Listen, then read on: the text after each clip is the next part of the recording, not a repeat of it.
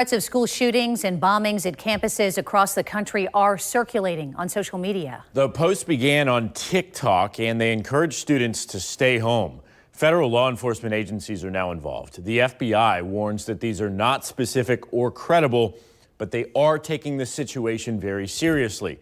Local school districts are also monitoring the threats, but they say there is no reason to believe that any schools in our area are in danger. News4Jax reporter Ashley Harding is joining us now live. And Ashley, while the threats are not credible, it is still important to always report anything suspicious and do that immediately. That is true, Jennifer and Vic. Good morning to you both. Here in Florida, there is an easy way to do that. It's through a mobile app. It's called Fortify Florida, and it connects you directly to school officials as well as local law enforcement and even at the state level. You can give your name, but you can also report anonymously this way.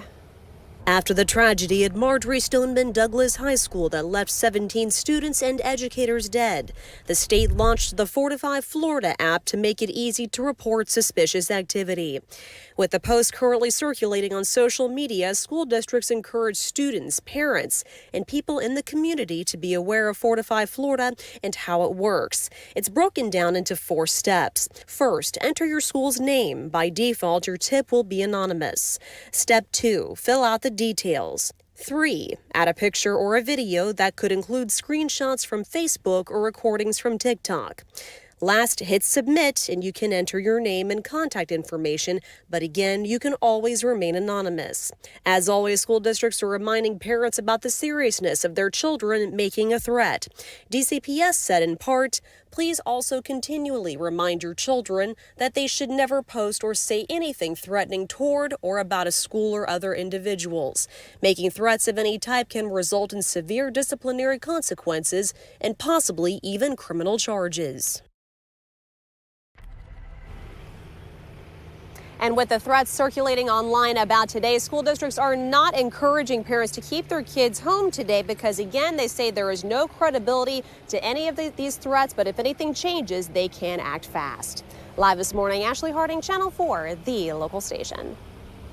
Ashley, thank you. We want to keep this important conversation going, so let's bring in News4Jax crime and safety expert Ken Jefferson joining us this morning.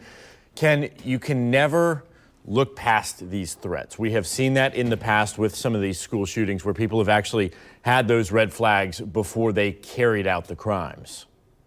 Yeah, Vic, good morning. You know, anytime there's a threat or an implication of a threat, you have to take it serious. Law enforcement has to take it serious until they deem it to be a non-credible issue, which is what's going on right now. In the past, threats have been made and it was a lackadaisical approach up until these tragedies started to happen. And, you know, social media has evolved into this big machine, regardless of what app it is. Wherever you're trying to get out information on social media, young people are using it in the wrong way a lot of times, but in the right way as far as law enforcement is concerned, because they pick up tips and clues from what might be a motive for people to do something. You know, and a lot of times we hear the defense, oh, they really didn't mean anything by it. Kids will be kids. They were just joking with their friends. What is the conversation that parents need to have with their students if maybe they do think that they're going to carry out some sort of joke? Parents need to have a serious conversation with their children and let them know that it is a serious infraction to imply or to make threats via social media or otherwise with regards to doing harm to others at a school or institution of higher learning.